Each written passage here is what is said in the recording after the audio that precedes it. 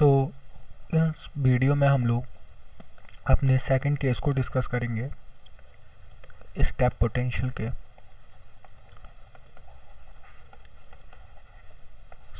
ये इस वीडियो का सेकंड पार्ट है और इससे फर्स्ट वाला पार्ट मैंने यूट्यूब पे अपलोड कर दिया है। तो एक बार फर्स्ट वाले पार्ट को रिवाइज कर लेते हैं। हमारा स्टेप पोटेंशियल क्या होता है? तो पोटेंशियल में एक स्टेप आता है, ठीक है। पोटेंशियल की वैल्यू एक पॉइंट पर इंक्रीज होती है और उसके बाद वो वैल्यू कांस्टेंट हो जाती है।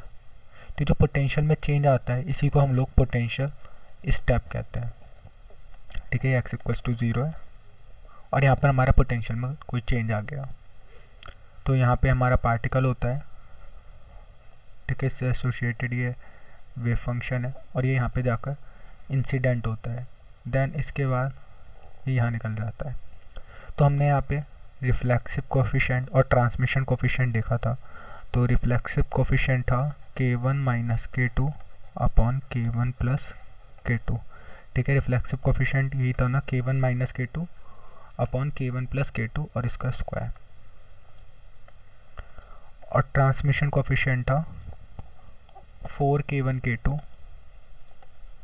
अपॉन k1 प्लस k2 का होल स्क्वायर, ठीक है। ध्यान दो, reflexive coefficient plus transmission coefficient, इसकी वैल्यू कितनी आती है? 1 आती है, ठीक है।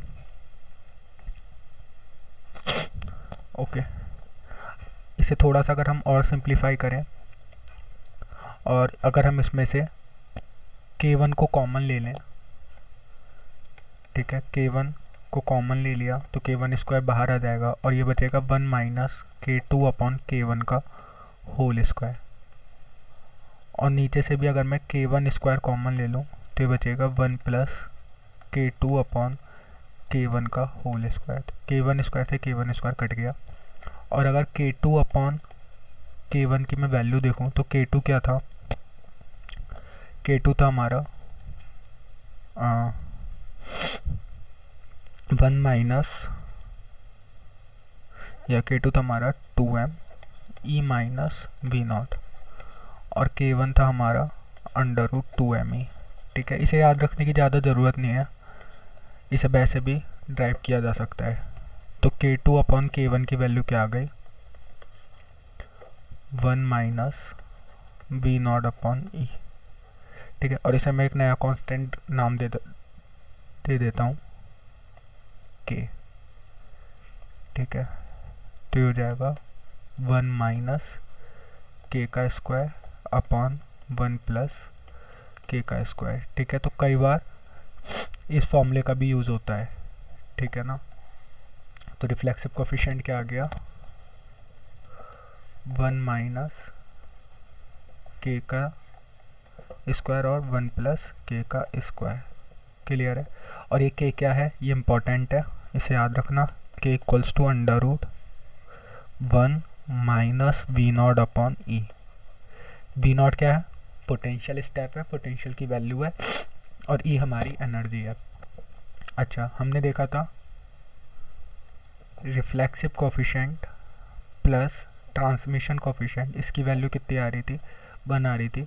तो ट्रांसमिशन कोफिशिएंट अगर हम निकालना चाहें तो हो जाएगा 1 माइनस रिफ्लेक्सिव कोफिशिएंट, और वो कितना हो जाएगा? ट्रांसमिशन कोफिशिएंट हो जाएगा 1 माइनस रिफ्लेक्सिव कोफिशिएंट, यानी कि 1 माइनस के अपॉन 1 प्लस के का स्क्वायर। तो अगर हम इसे सॉल्व कर लें तो हो जाएगा 1 प्लस के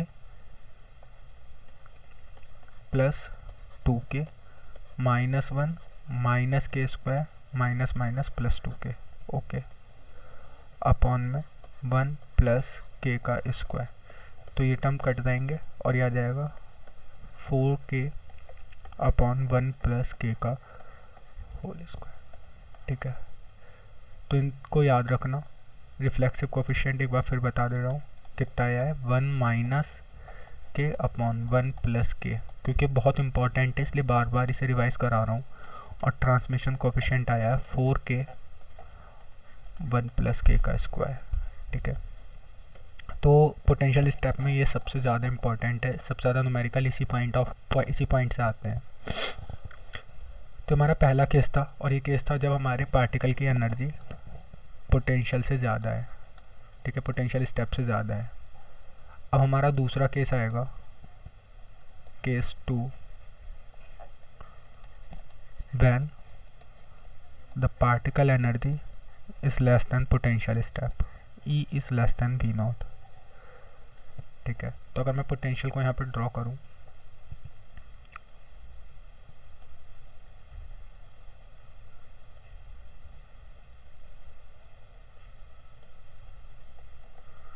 ठीक है, तो यहाँ पे पोटेंशियल स्टेप आ गया V0, और अब पार्टिकल जो आ रहा है उसकी जो एनर्जी है वो इस V0 से कम है। तो यहाँ पे भी हमारे पास दो रीज़न होंगे, एक ये पहला रीज़न होगा और एक ये दूसरा रीज़न होगा।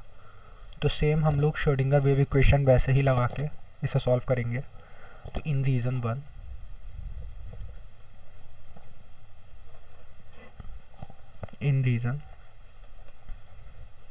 1 श्रोडिंगर इक्वेशन लगाओ, minus H cut square upon 2m d2 psi over dx square, ठीक है, plus v psi equals to E psi. तो रीज़न 1 में ये वैल्यू कितनी है, 0 है, मतलब v की वैल्यू 0 है, ठीक है, मतलब पूरी वैल्यू क्या हो जाएगी 0, क्योंकि पोटेंशियल 0 है। तो हो जाएगा d2 psi over dx square equals to -2me upon H cut square और साथ में साई। अब 2me upon H cut square को हम लोग क्या लेट करते हैं, k1, तो इस पूरे को k1 लेट कर लो, क्लियर है। तो यहाँ से वैल्यू क्या आ जाएगी, d2 psi over dx square equals to minus k1, अब k1 नहीं k1 square, k1 square psi, ठीक है। अभी सिंपल डिफरेंशियल इक्वेशन बन गई, इसको सॉल्व कर लो। तो ये ऑक्सिलरी इक्वेशन क्या हो जाएगी इसकी, m square equals to minus k1 square, जिससे यहाँ से रूट क्या आएंगे, m equals to plus minus iota k1, और यहाँ से जो वेव इक्वेशन बन जाएगी वो बन जाएगी psi equals to a e to the power iota k1x plus b e to the power minus iota k1x, ठीक है। अब रीज़न सेकंड में चलो, रीज़न सेकंड जहाँ पे हमारे पास पोटेंशियल की वैल्यू है V0, ठीक है।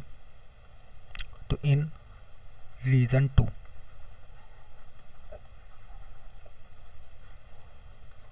तो रीज़न सेकंड में क्या होगा, फिर श्रोडिंगर वेव इक्वेशन लिखेंगे, minus H cut square by 2m d2 psi over dx square, पर अब की बार पोटेंशियल स्टेप है, तो V0 Sai equals to E psi.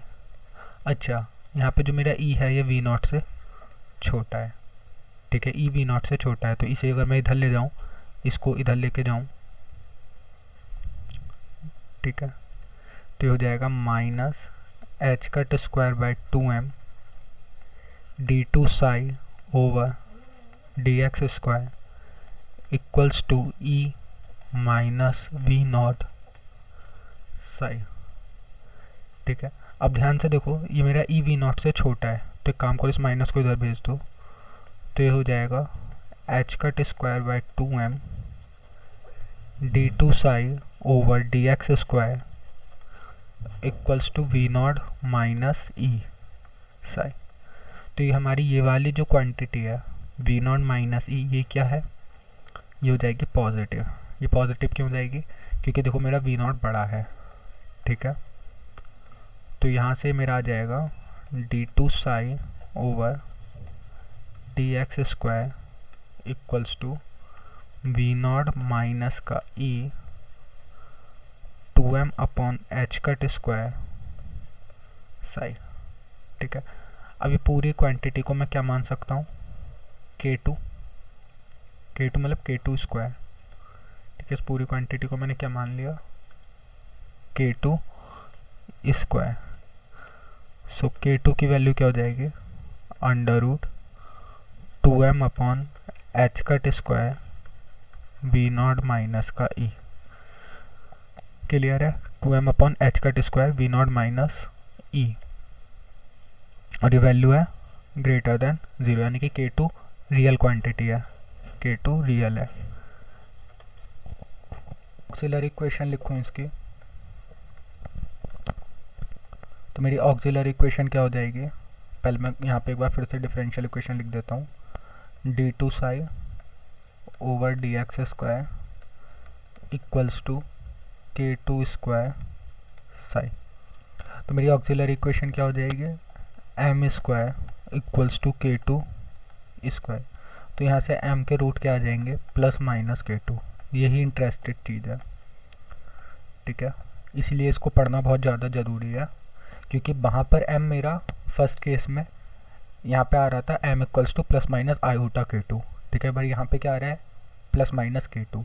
तो हमारी वेव इक्वेशन कैसी दिखेगी, psi equals to a e की power K2x plus, sorry a नहीं c लिख लेते हैं इसे यहाँ पे, c e की power K2x plus d e की पावर माइनस K2x। क्लियर है, c e की power K2x plus d e की पावर माइनस K2x। तो अब ध्यान से देखो, चलो मैं यहीं लिख देता हूँ दोनों। तो इन रीज़न 1 हमारा साई क्या आया, a e की power iota K1x plus b e की पावर माइनस आयोटा K1x। और रीज़न सेकंड में साई क्या आया, c e की power K2x plus d e की पावर माइनस K2x। और हमारा पोटेंशियल कैसा था, तो अगर मैं यहाँ पे ड्रॉ करूँ,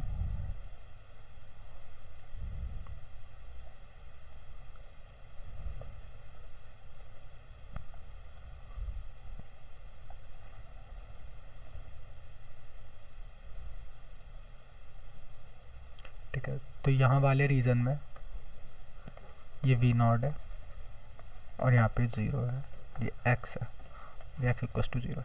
तो ध्यान से देखो, हमारा वेव फंक्शन हर जगह फाइनाइट होना चाहिए। तो अगर मैं साई 2 को ध्यान से देखूँ और x की जगह अगर मैं इन्फिनिटी रख दूँ, ठीक है, क्योंकि यहाँ पर ये प्लस इन्फिनिटी तक है, ये वाला साई 2 कहाँ होगा, साई 2 यहाँ पर होगा। अब जब मैं x की जगह प्लस इन्फिनिटी रखता हूँ तो मेरा वेव फंक्शन क्या कर रहा है, ये मेरा वेव फंक्शन डाइवर्स कर रहा है, ठीक है, एट प्लस इन्फिनिटी ये डाइवर्स कर रहा है।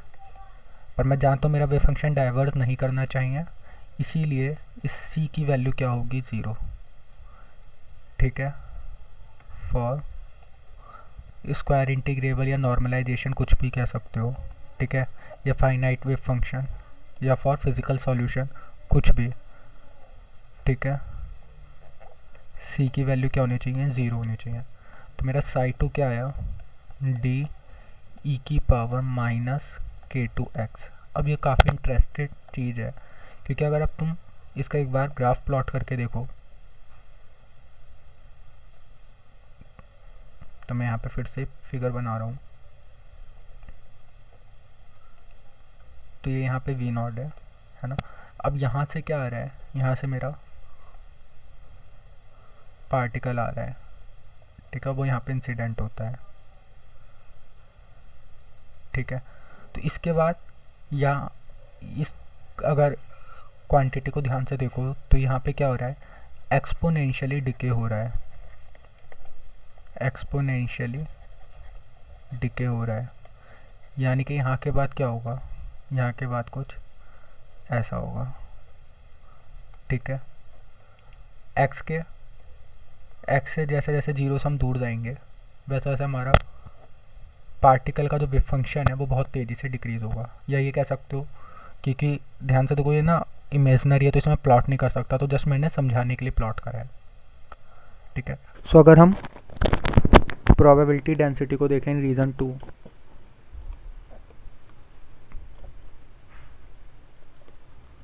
प्रोबेबिलिटी डेंसिटी इन रीज़न 2, तो ध्यान से देखो प्रोबेबिलिटी डेंसिटी कैसे निकालते हैं, मॉड साई का स्क्वायर यानी कि साई स्टार साई, और ये क्या है, ये तो हमारा रियल है, तो साई टू की वैल्यू साई टू स्टार के इक्वल ही होगी, है ना। तो हो जाएगा डी ई की power minus k two x into d e की power minus k two x, यानी कि हो जाएगा डी स्क्वायर ई की power minus two k two x. तो अगर मैं प्रोबेबिलिटी डेंसिटी को भी प्लॉट करूँ, जो एक रियल नंबर है वो भी क्या हो रहा है, एक्सपोनेंशियली डिके हो रहा है, ठीक है। यानी कि एक्स से, यानी कि एक्स इक्वल्स टू ज़ीरो से दूर जाने पर मेरे पार्टिकल के पाए जाने की प्रोबेबिलिटी बहुत तेज़ी से डिक्रीज हो रही है, ठीक है। अगर हम क्लासिकली देखें इसे, तो क्लासिकली ये पॉसिबल नहीं है कि हमारा पार्टिकल इस स्टेप को कभी भी पेनिट्रेट कर पाए, ठीक है। अगर क्लासिकली हम देखें मेरे पार्टिकल की एनर्जी पोटेंशियल से कम है, तो ऐसा कभी भी नहीं होगा कि वो पोटेंशियल स्टेप को क्रॉस कर पाए। पर हम क्वांटम मैकेनिकली देखते हैं ऐसा पॉसिबल है, ठीक है। But x equals to zero के जस्ट पास में ही आसपास कुछ प्रोबेबिलिटी है कि पार्टिकल होगा, और ऐसा क्वांटम मैकेनिकली सिस्टम में रियलिटी में होता है, ठीक है। और इस चीज़ का काफ़ी जगह यूज़ भी किया जाता है, ठीक है। आगे हम लोग टनलिंग का कॉन्सेप्ट भी देखेंगे। क्लासिकली ऐसा पॉसिबल नहीं है, जबकि क्वांटम मैकेनिकली ऐसा पॉसिबल है, और ये हमने मैथमेटिकली प्रूफ भी कर दिया। अब हम लोग वापस से रिफ्लेक्सिविटी और रिफ्लेक्टिव कोफिशिएंट और ट्रांसमिटिव कोफिशिएंट पे जाएंगे, तो उसे नेक्स्ट पेज पे डिस्कस करते हैं। सो रिफ्लेक्सिव कोफिशिएंट क्या होता है हमारा, reflexive coefficient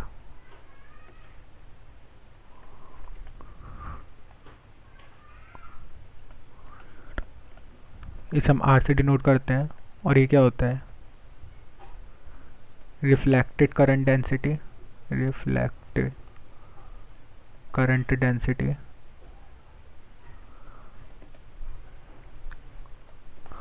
upon incident current density,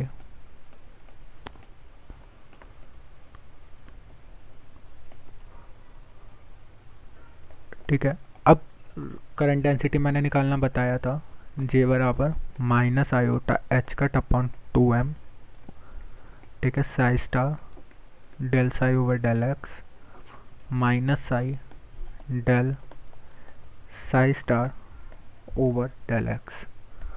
okay, so हमारा रिफ्लेक्टेड करंट डेंसिटी का फॉर्मूला है J equals to minus iota H cut upon 2m psi star del psi over del x minus psi del psi star over del x. Okay, अब हमारी reflected wave क्या थी, वो थी Sai equals to A e की power minus iota k1 x, ठीक है। हमारी रिफ्लेक्टेड वेव है, तो साई स्टार क्या हो जाएगा, ए ई की पावर आयोटा k1 x। तो अगर मैं del psi over del x देखूं, वो क्या आएगा, del psi over del x, तो वो आएगा ए ई की power minus iota k1 x minus iota k1, और del psi star over del x क्या आएगा, वो आएगा ए ई की power iota k1 x iota k1। Clear है। तो अगर इन वैल्यूज़ को मैं यहाँ पे पुट करूँ, तो जे इक्वल्स टू क्या आएगा, ठीक है, इसे जे रिफ्लेक्ट कह देते हैं, minus iota H cut upon 2m, psi star क्या है, यह है ए आयोटा के ई की power i k1 x, del psi over del x क्या है, a minus iota k e की power minus iota k1 x minus psi क्या है, ए ई की power minus iota k1 x into del psi star over del x क्या है, ए, बल्कि इसे भी ए स्टार लिखो, ठीक है, क्योंकि हमें नहीं पता है रियल है या कॉम्प्लेक्स है, तो इसे भी ए स्टार लिखेंगे, सॉरी यहाँ पे ए स्टार, क्योंकि हमें नहीं पता ना ए रियल है या कॉम्प्लेक्स है, और साई ए और डेल साई स्टार ए स्टार ई की power i k1 x iota के। ओके, तो इससे ये कट गया, इससे ये कट गया, है ना। तो अब हमारे पास क्या बचा, J reflected equals to minus iota H cut upon 2m I square की वैल्यू -1 माइनस पहले से तो +1, और ये हो गया k square mod A square I, okay कुछ मिस्टेक हो रही है क्या? हाँ यहाँ पे आई नहीं आता ना, यहाँ पे आई के गलत लिख दिया। साई स्टार की वैल्यू है ए स्टार ई की पावर आई के 1x, ओके ठीक है। तो हो गया ए स्टार ए, और यहाँ पे आ जाएगा माइनस आयोटा के, ठीक है, माइनस आयोटा के, माइनस ए इंटू ए स्टार यानी कि ए स्क्वायर और आयोटा के। तो माइनस माइनस प्लस, एक माइनस बाहर ही है, तो 2 iota H cut upon 2m iota के ए स्क्वायर। तो आई इंटू आई यानी कि आई स्क्वायर की वैल्यू -1, इस 2 से 2 कट गया, कितना बचा minus H cut k upon m a square, okay minus H cut k upon m a square, ठीक है।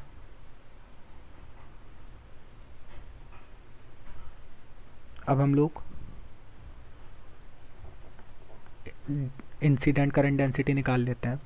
तो अब ऐसे ही आप लोग इंसिडेंट करंट डेंसिटी निकाल लेना, ठीक है। मैं डायरेक्ट रिजल्ट दे देता हूँ उसका। सो जे इंसिडेंट आ जाएगा एच कट के, ठीक है, यहाँ पे के 1 कर लो ये सब, ठीक है। तो छोटी छोटी सी बस टाइपो हैं, तो इन टाइपो को आप ही लोग सही कर लेना, ओके। सो जे इंसिडेंट हो जाएगा एच कट के 1 अपॉन एम वी स्क्वायर, ठीक है। तो हमारा जे रिफ्लेक्टेड आ गया, जे इंसिडेंट आ गया।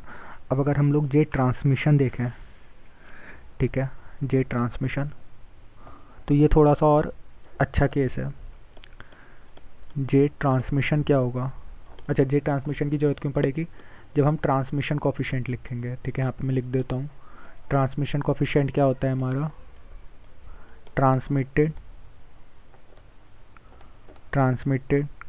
करंट डेंसिटी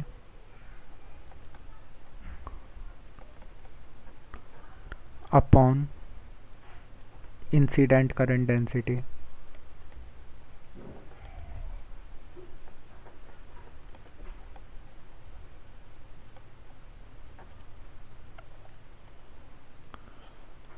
ठीक है।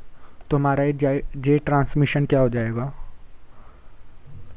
एक बार फिर से डेफिनेशन लिखो, minus iota H cut upon 2m psi star del psi over del x minus psi del psi star over del x. तब ध्यान से देखो, जो हमारा ट्रांसमिशन वेव है वो तो रियल है, सो साई ट्रांसमिशन इक्वल होगा साई स्टार ट्रांसमिशन का, क्योंकि दोनों ही रियल हैं, जिस वजह से ये वाला नंबर इस वाले नंबर से कट जाएगा।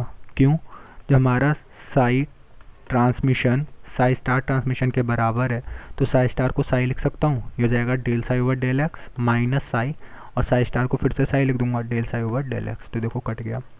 इसलिए हमारी ट्रांसमिशन वेव की करंट डेंसिटी कितनी आ गई, और इसको हम कहते हैं प्रोबेबिलिटी करंट डेंसिटी 0, जिसकी वजह से हमारा ट्रांसमिशन कोफिशिएंट क्या आ जाएगा, ट्रांसमिशन कोफिशिएंट हमारा 0 आ जाएगा, ठीक है। क्या बताता है कि हमारी वेव नेक्स्ट रीजन में नहीं जाएगी, ठीक है, जो क्लासिकली, ठीक है, क्लासिकली भी हमें पता चल रहा है, बट ये इसका कोई क्लासिकल से मतलब नहीं है, ठीक है। हम क्लासिकली भी ये सोच सकते हैं, पर हम भले ही ट्रांसमिशन कोफिशिएंट ज़रूरी ही 0 हो, बट इसका मतलब ये बिल्कुल नहीं है कि हमारे पार्टिकल वहाँ पे नहीं होंगे, क्वांटम मैकेनिकल पार्टिकल, क्योंकि हमने जब प्रोबेबिलिटी डेंसिटी देखी तो x = 0 के पास सेकंड रीजन में भी कुछ ना कुछ पार्टिकल थे, ठीक है, क्योंकि वहाँ पे कुछ ना कुछ प्रोबेबिलिटी डेंसिटी, इसका मतलब वहाँ पे भी कुछ ना कुछ पार्टिकल हैं, ठीक है। तो इंटरव्यू वगैरह में क्वेश्चंस पूछा जा सकता है, खास करके आईसर में, ठीक है, क्योंकि आईसर वालों का सबसे फेवरेट क्वेश्चन यही है, ठीक है। पोटेंशियल स्टेप उनके सबसे फेवरेट क्वेश्चन है, क्योंकि मेजॉरिटी में बच्चे क्वांटम मैकेनिक्स ही बोलते हैं जब उनसे पूछा जाता है आपका फेवरेट टॉपिक कौन सा है, और वो लोग सीधे पोटेंशियल स्टेप से ही सबसे ज़्यादा क्वेश्चन पूछते हैं। कई बार वो ये सबको ड्राइव करवा लेते हैं, ठीक है। तो मेरे से भी ड्राइव करवाया था, मेरे से खाली वेव फंक्शन ड्राइव करवाया था और उनकी कंडीशंस पूछी थी। फिलहाल ये हमारा जे रिफ्लेक्टेड आ गया और जे इंसिडेंट आ गया। अब बी की वैल्यू हम लोग कैसे निकालेंगे, तो b की वैल्यू, ठीक है, यहाँ पे हमें b और a की ज़रूरत पड़ेगी। ओके, सो हम b और a की वैल्यू कैसे निकालेंगे? अपनी बाउंड्री कंडीशंस को अप्लाई करके। तो सब कुछ पहले जैसे ही है, ठीक है, आप लोग सॉल्व कर लेना उसे। सो मैं डायरेक्ट इसका आंसर लिख देता हूँ। ये आ जाएगा हमारा, b की वैल्यू क्या आ जाएगी? k1 माइनस आई k2 अपॉन में k1 plus I k2 a। ठीक है, कैसे?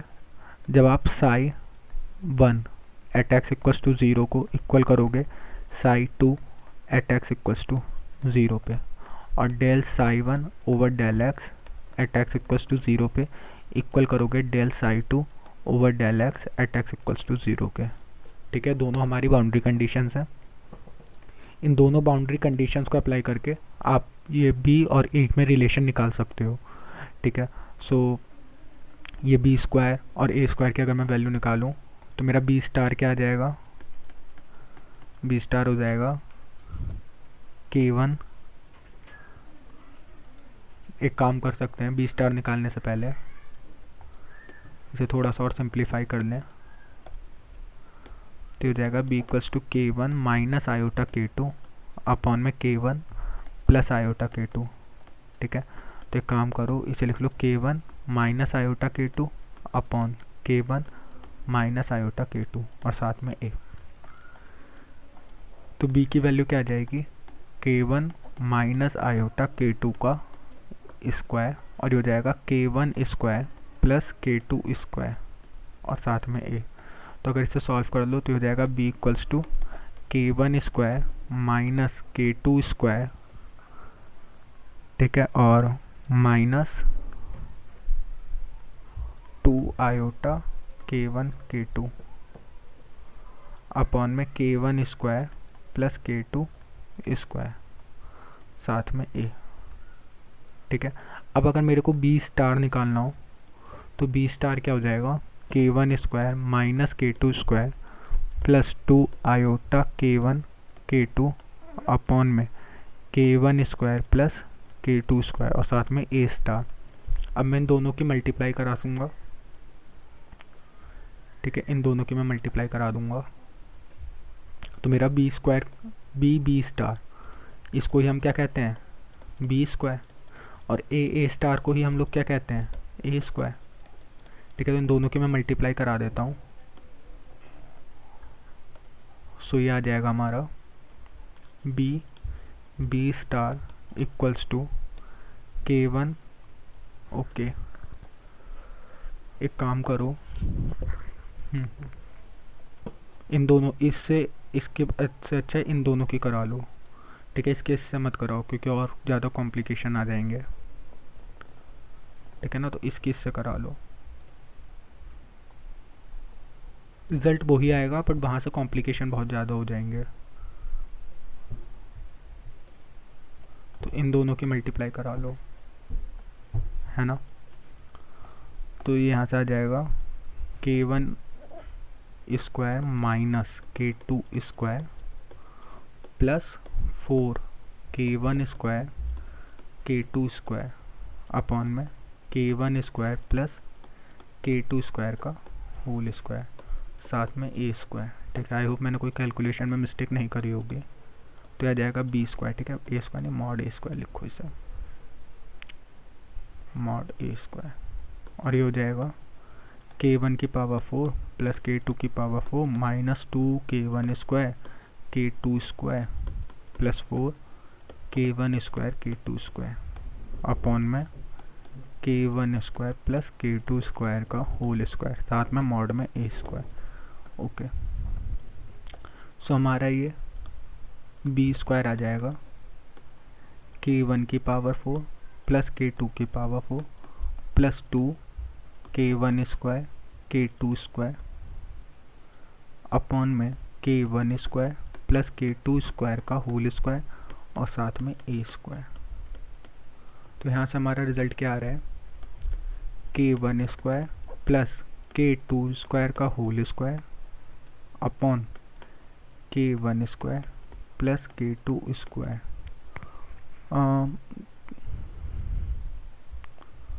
ओके,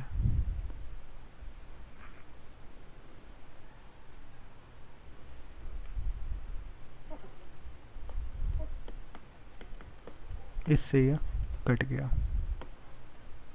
तो हमारा बी स्क्वायर इक्वल आ गया ए स्क्वायर के, और हमारा रिफ्लेक्सिव कोफिशिएंट क्या था, b square upon a square equals to 1। ठीक है, देखो ऊपर एक बार फिर से, रिफ्लेक्सिव कोफिशिएंट क्या था हमारा, reflected current density upon incident current density. ठीक है, reflected j reflected upon j incident. ठीक है, तो इसका मॉड, ठीक है, ये हमारा रिफ्लेक्टेड करंट डेंसिटी था। ओके, सो ये आ जाएगा हमारा minus H cut k1 upon m a square और upon minus plus h cut k1 upon m b square. ठीक है, तो इससे ये कट जाएगा, और ए स्क्वायर बी स्क्वायर या बी स्क्वायर ए स्क्वायर, क्योंकि वैल्यू क्या आ रही है, 1 ही आ रही है। सो इसके लिए हमने क्या देखा, ठीक है, क्वेश्चंस मैं बता रहा हूँ बहुत ज़्यादा इंपॉर्टेंट हैं, एक नंबर में कई बार डायरेक्ट भी पूछ लिया जाता है। ठीक है, तो जब पार्टिकल की energy less than V naught थी, when E is less than V naught, then हमारा रिफ्लेक्सिव कोफिशिएंट कितना आया 1 और ट्रांसमिशन कोफिशिएंट कितना आया 0। और जब E is greater than V naught था तो हमारा रिफ्लेक्सिव कोफिशिएंट कितना आया था, r equals to k1 minus k2 का whole square upon k1 plus k2 का होल स्क्वायर। और ट्रांसमिशन कोफिशिएंट कितना आया था हमारा, ट्रांसमिशन कोफिशिएंट आया था हमारा 4 k1 k2 upon k1 plus k2 का होल स्क्वायर। और हम जानते हैं reflection coefficient plus transmission coefficient, इसकी वैल्यू 1 होती है। तो हर एक छोटी छोटी बात को याद रखना, और ये जो रिफ्लेक्शन प्लस ट्रांसमिशन की वैल्यू 1 होती है, ये और एग्जाम्स में भी डायरेक्ट पूछा जा सकता है। ठीक है, सो हम लोगों ने आज पोटेंशियल स्टेप को फिनिश कर लिया। पोटेंशियल स्टेप में यही था, न्यूमेरिकल्स को हम लोग आने वाले वीडियोस में, ठीक है, देखेंगे। और नेक्स्ट वीडियो में हम लोग अपने मोस्ट इम्पॉर्टेंट टॉपिक, एक और बहुत ज़्यादा इम्पॉर्टेंट टॉपिक है, और वो है पोटेंशियल बैरियर। ठीक है, पोटेंशियल बैरियर, एंड इसी में हम लोग एक छोटा सा टॉपिक है जो समझना बहुत ज़्यादा इम्पॉर्टेंट है, टनलिंग। इसको देखेंगे, पोटेंशियल बैरियर एंड टनलिंग को। और फिर उसके बाद हम लोग हार्मोनिक ऑस्किलेटर को पढ़ेंगे। देन आफ्टर हम लोग फिर से वापस जाएंगे और कुछ छोटे छोटे प्रिंसिपल्स को पढ़ेंगे, जैसे Heisenberg uncertainty principle, black body radiation, Einstein photo electric effect, Compton effect. Okay, so वो मॉडर्न फिजिक्स का पार्ट है। क्वांटम मैकेनिक्स हमारी हार्मोनिक ऑस्किलेटर के बाद 1-2 वीडियो पे और फिनिश हो जाएगी। सो यहाँ से 3-4 वीडियोस आप और एक्सपेक्ट करिए, देन आपका ये क्वांटम मैकेनिक्स का कोर्स फिनिश हो जाएगा। और अगर आपको कोई डाउट हो तो आप मेरे से पूछ सकते हैं व्हाट्सएप पे भी और टेलीग्राम पे भी। Thank you.